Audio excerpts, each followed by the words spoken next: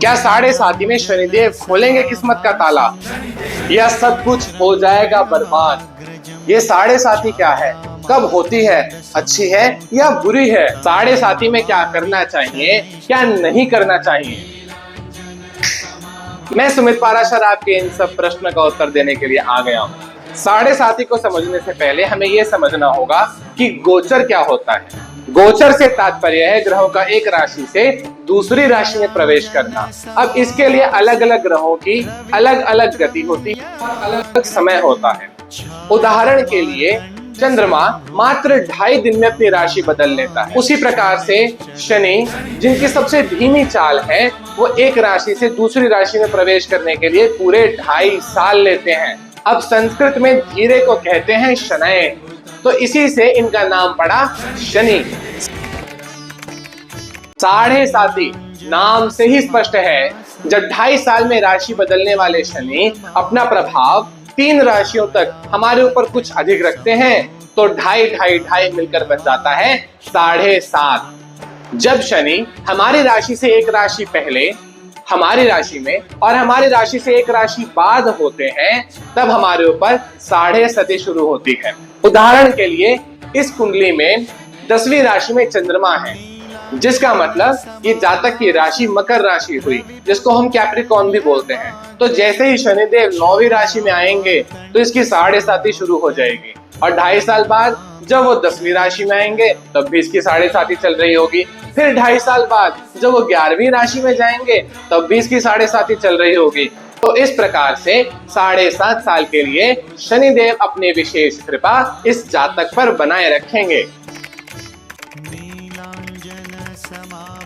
29 मार्च 2025 को शनिदेव ने मीन राशि में प्रवेश किया है, तो उसके अनुसार जिन जिनकी भी कुंभ राशि यानी एक्वेरियस, मीन राशि यानी पाइसेस और मेष राशि यानी एरीज बनती है, उन सभी की इस समय पर 7.5 चल रही है। शनिदेव की 7.5 हर 30 साल में 7.5 साल के लिए आती ही आती है। अब शनिदेव के पास जब हम जाते हैं तो उनसे घर, बंगला, गाड़ी, पुत्र, पढ़ाई नहीं मांगते, क्योंकि शनिदेव तो कर्म फल के दाता हैं। मतलब हमने जो भी काम करा उसका जो भी फल होगा, चाहे वो अच्छा हो चाहे वो बुरा हो, शनिदेव रिपोर्ट कार्ड की तरह हमारे सामने रख देते हैं, और उस अच्छे या बुरे कर्म का हमें वैसा ही अच्छा या बुरा परिणाम 5 गुना होकर के मिलता है। अब कहानी में ट्विस्ट ये है कि केवल इस जन्म के कर्मों के आधार पर ही नहीं, बल्कि पिछले जन्मों के कर्मों के आधार पर भी हमें शनिदेव अच्छा या बुरा फल देने के लिए आते हैं।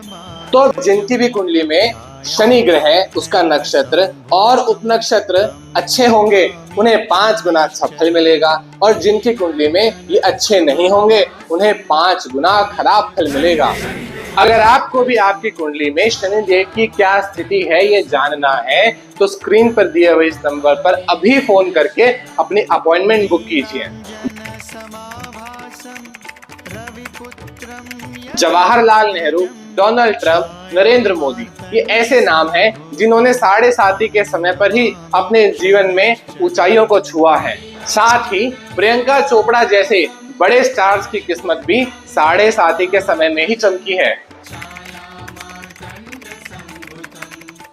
7.5 के समय में यदि आपने मांस, अंडा या शराब का सेवन किया तो समझो अपने पैर पर कुल्हाड़ी मार ली। अब तो आपको बर्बाद होने से कोई भी नहीं बचा सकता।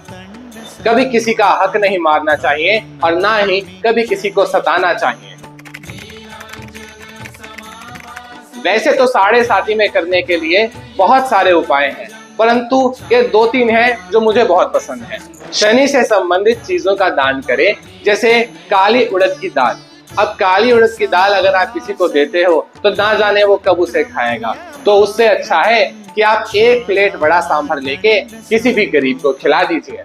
अगर आपके पास किसी को सजा देने का अवसर आ रहा है तो आप कोशिश कीजिए कि आप उसकी थोड़ी सी सजा कम कर सकें, ताकि आने वाले समय में जब शनिदेव आपको आपके कर्मों का फल देने आएंगे और उसमें कुछ नेगेटिव हुआ तो वो भी उसे कम कर सकें।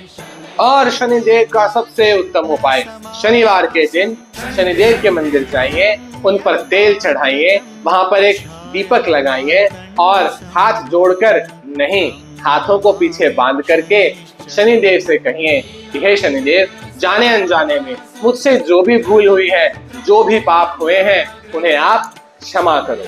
तो इस प्रकार से हमने देखा कि कुंडली में शनि की स्थिति इस बात का निर्णय लेगी कि 7.5 में हम राजा बनेंगे या बर्बाद हो जाएंगे। जय श्री राम।